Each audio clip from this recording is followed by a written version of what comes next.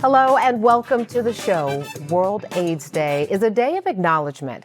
It's a day for those who've been affected by HIV and AIDS to come together, share their experiences, and remember those we have lost. But it is also a day to look toward the future. HIV and AIDS have been a factor in public health and the public conversation for more than 40 years now, and all of my guests have been touched by the Human Immunodeficiency Virus.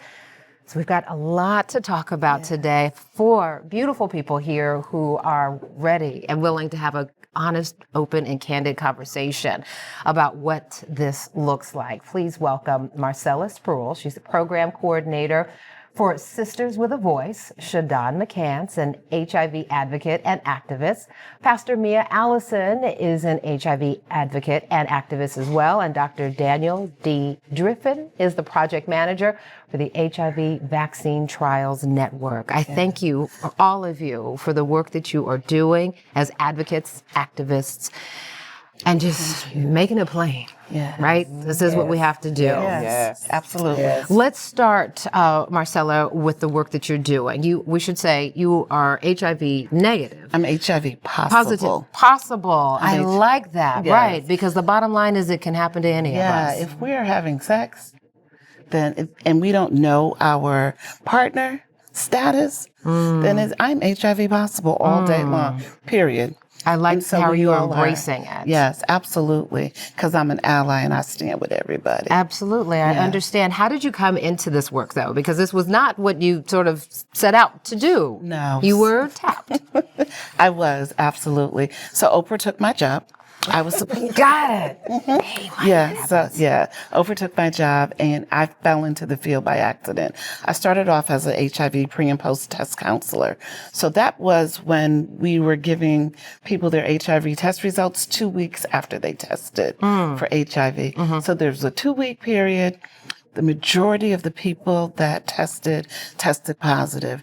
Not only did they test positive, but they tested positive with an AIDS diagnosis.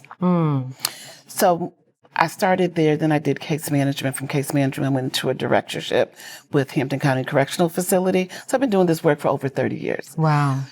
Seen a lot of changes. I've seen a ton of changes to where I could have a smile and I can continue on the plight because we still have a little bit of work. We have a lot of work to do. We have a lot of work to do. Absolutely. Shadon, I see you nodding your head. Yes. So I'm excited to be here. And when we talk about, yes, there is a lot of work to do. But I'm also excited.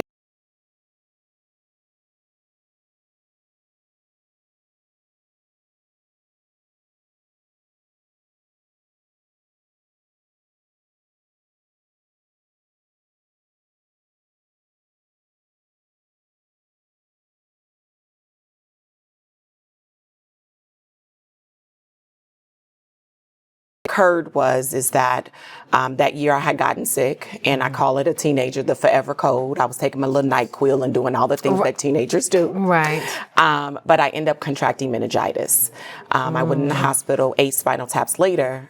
They released me from the hospital. Let's pause there. You said 8 spinal taps later. This was before anyone tested you for the virus. Exactly. My goodness. Exactly. Did not test me. I was there.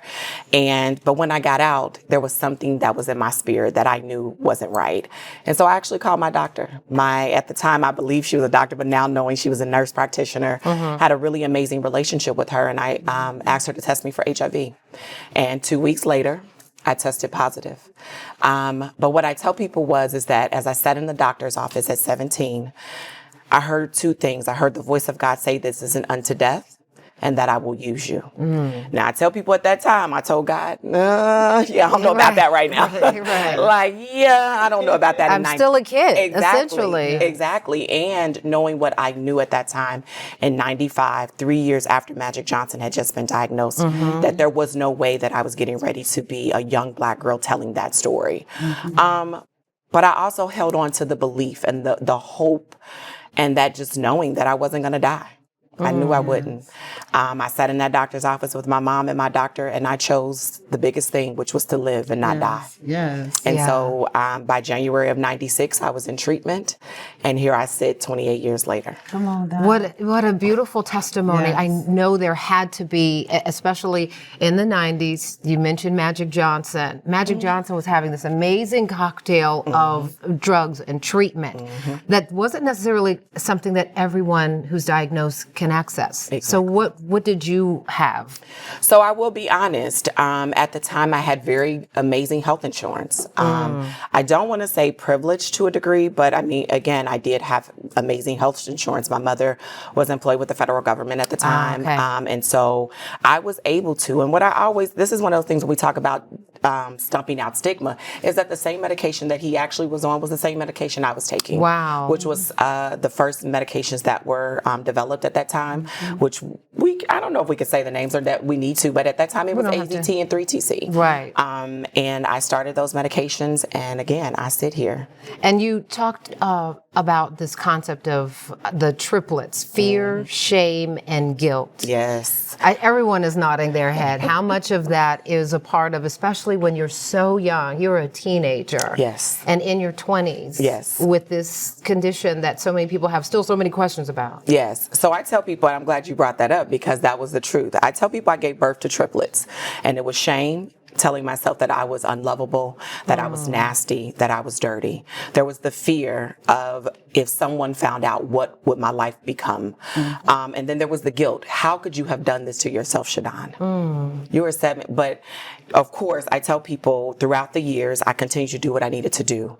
But 4 years in, 4 years ago, I went to God and I said, Lord, what am I? I'm accomplished, but something's missing. And in that time, God just let me know it's time. And I was like, are you serious? And I tell people, I say, okay, God, now I'll look good in orange or black and white. But I'm here. I hear you, God. I hear you, Lord. And in 2019, you ended up very publicly coming forward on every social media platform you had, saying, I said, hey, hear y'all, me. this is my truth. Because at that point, I no longer wanted fear, guilt, or shame to rule the way that I lived my life. And I understood that there was some young girl, some young woman, who was going to be inspired. Yes, and was waiting on forward. me to tell my truth. And I guess a producer said that you had been outed at work. I mean, all of these things that were unnecessary, harmful, but real. Yes. How much of that was just sort of shedding all of that and taking the narrative back for yourself? When I tell you, Portia, on December 19th, 2019, it was the best day of my life.